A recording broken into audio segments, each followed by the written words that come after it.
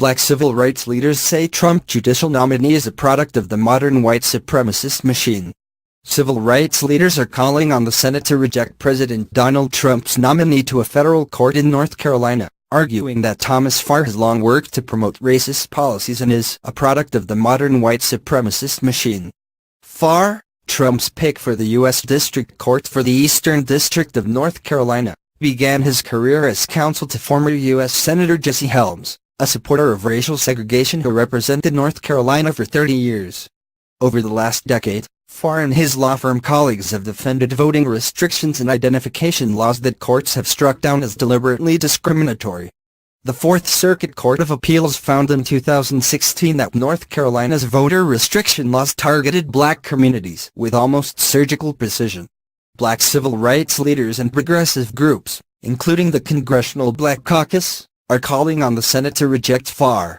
In October, the Senate Judiciary Committee approved him in a party-line vote, and Farr is now up for confirmation by the full Senate.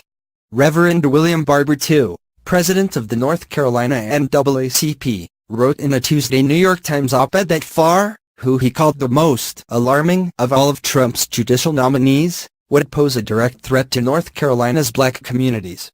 African Americans seeking to have their rights protected under federal law have much to fear if Mr. Farr takes the bench, he wrote. He went on, senators from both sides of the aisle must condemn the experience Mr. Farr brings with him. Having practiced white supremacy for decades, Mr. Farr is not likely to withdraw. Every senator who condemned the racism on display in Charlottesville must vote to prevent it from having power in the federal judiciary. Barber noted that about half of North Carolina's black residents live in the area presided over by the Eastern District. And despite President Barack Obama's efforts to seat 2 black female nominees on that court, the Eastern District has never had a black judge. Members of the Congressional Black Caucus tore into Farr's record in a September letter to the Judicial Committee, pointing to his work on Helms' 1990 Senate campaign, during which postcards were mailed to 100,000 black voters wrongly suggesting they were ineligible to vote and warning they could be arrested and prosecuted for fraud if they tried. It is no exaggeration to say that had the White House deliberately sought to identify an attorney in North Carolina with a more hostile record on African American voting rights and workers' rights than Thomas Farr, it could hardly have done so, the caucus members wrote. Farr told the Senate during his September hearing that he only learned of the postcards after they were sent and that he was appalled by the strategy. But a former Department of Justice official who investigated the incident has directly contradicted Farr's claim, arguing that he was certainly involved in the scheme as it was being developed. The Leadership Conference on Civil and Human Rights has accused Farr of lying to the Senate and called on him to withdraw his nomination. The NAACP Legal Defense Fund is calling on the Senate Judiciary Committee to bring Farr back in for more questioning.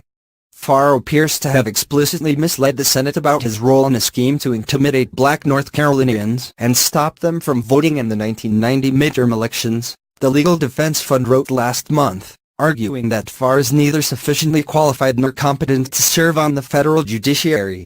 This comes after the American Bar Association determined that 4 of Trump's judicial nominees are not qualified to serve on the federal bench. Those listed unqualified by the ABA did not include one nominee, Matthew Peterson, who withdrew himself from consideration earlier this month after a video clip of him struggling to prove basic knowledge of legal procedure went viral. Peterson's withdrawal was the third by a Trump judicial nominee in 10 days. Trump, who is filling federal judicial vacancies at a rapid rate,